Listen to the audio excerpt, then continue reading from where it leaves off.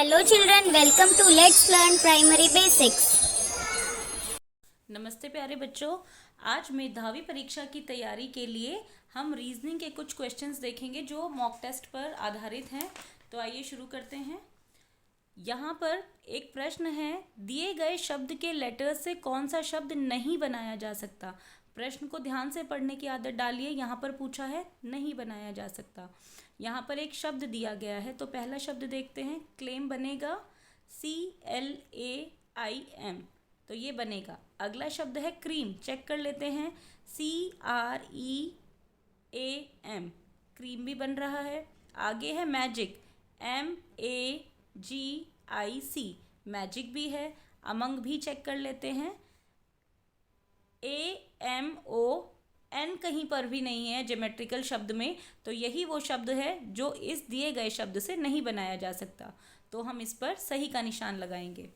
आगे एक आकृति दी गई है और उसमें एक हिस्सा अधूरा है, तो हमें इस अधूरे हिस्से को पूरा करने के लिए ढूंढना है कि इनमें से कौन सा सही है। तो इसको करने का मेरा तरीका है कि यहीं पर आकृति को मैं पहले खुद बना के देखूं और फिर जो उनसे मिलता होगा उस पर हम सही का निशान लगाएं। तो देखिए यहाँ पर कुछ इस तरीके से ये आकृति बन रही है। फिर यहाँ पर ये त्रिभुज दिया गया है, ऐसे ऐसे और ऐसे, और ये हमारी आकृति हो गई पूरी। और इस हिस्से से मिलता जुलता हिस्सा है पहला हिस्सा, तो इसी पर हम सही का निशान लगाएंगे क्योंकि यह हिस्सा इस आकृति को पूरा कर रहा है। आगे बढ़ते हैं।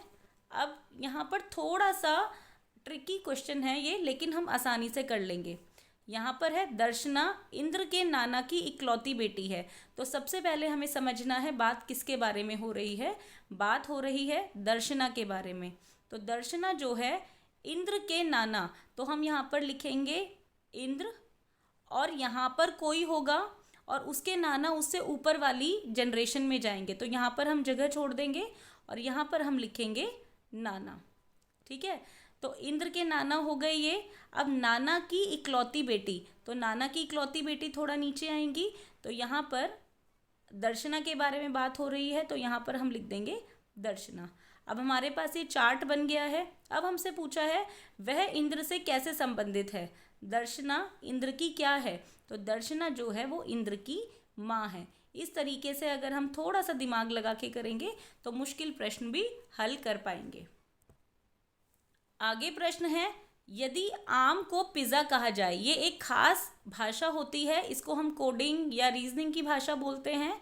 तो यहाँ पर आम को पिज़्ज़ा कह रहे हैं, पिज़्ज़ा को काजू और काजू को बादाम कह रहे हैं। अब हमसे प्रश्न पूछा है निम्न में से जंक फूड कौन सा है। जंक फूड आप सब जानते हैं जो बहुत आसानी से मिलता है और जिससे हमें एनर्जी नहीं मिलती।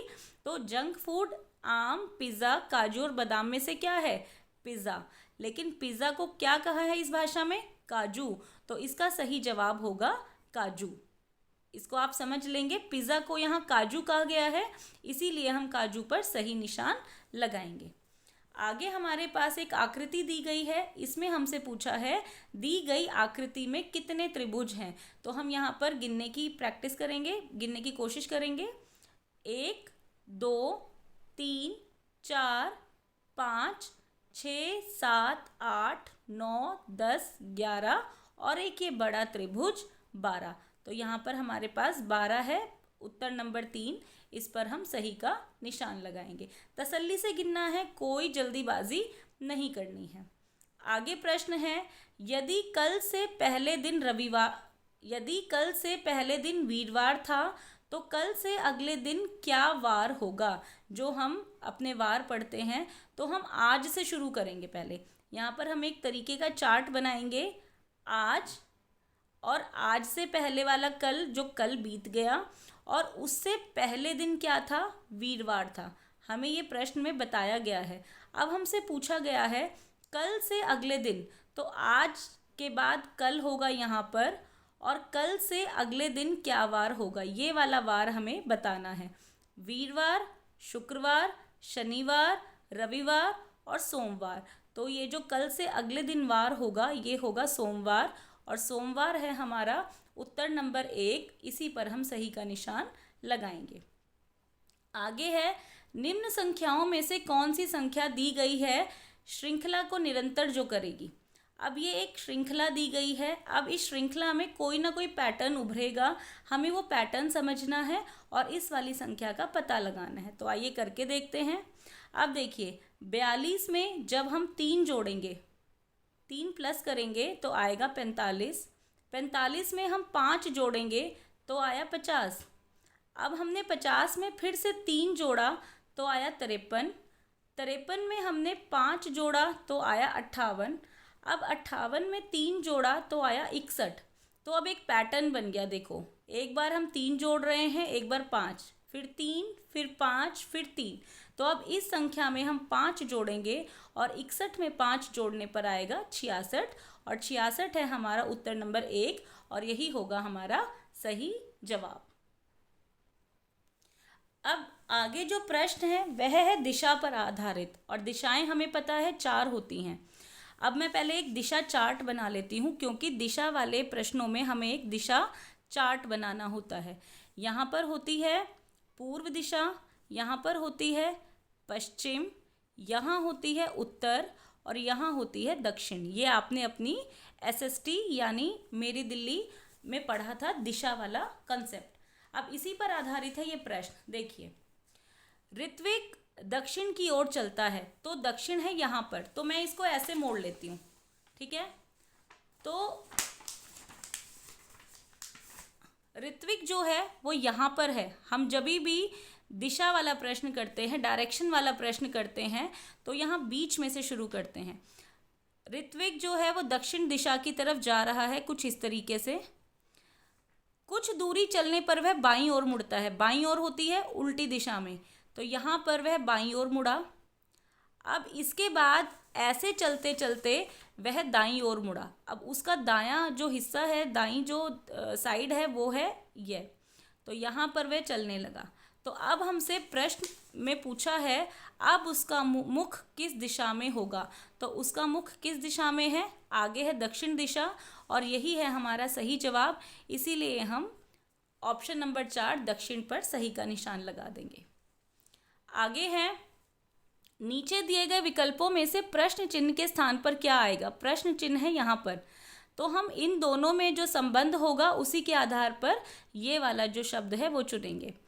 किलोग्राम और ग्राम हमें पता है 1000 ग्राम में 1 किलोग्राम बनता है। अब यहाँ पर है मिलीलीटर, तो 1000 मिलीलीटर से क्या बनता है हमें पता है 1 लीटर में 1000 मिलीलीटर या 1000 मिलीलीटर में 1 लीटर होता है। तो यहाँ पर जो शब्द आएगा वो होगा लीटर। आगे हमें एक क्यूब दिया गया है। ये जो क्यूब हम खेलते हैं, आप लूडो खेलते होगे, उसमें भी इस क्यूब का इस्तेमाल होता है। तो जब हम इस क्यूब को खोलते हैं तो कुछ इस तरीके का बनता है और इस तरीके का जब क्यूब बनता है तो ये और ये आमने सामने वाले जो हैं फलक होंगे।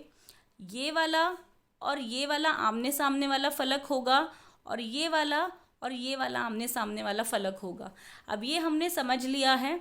अब प्रश्न में बताया गया है कि नीचे दिए गए बक्से की आमने सामने वाली सतहों पर लिखी संख्या का योगफल है 7।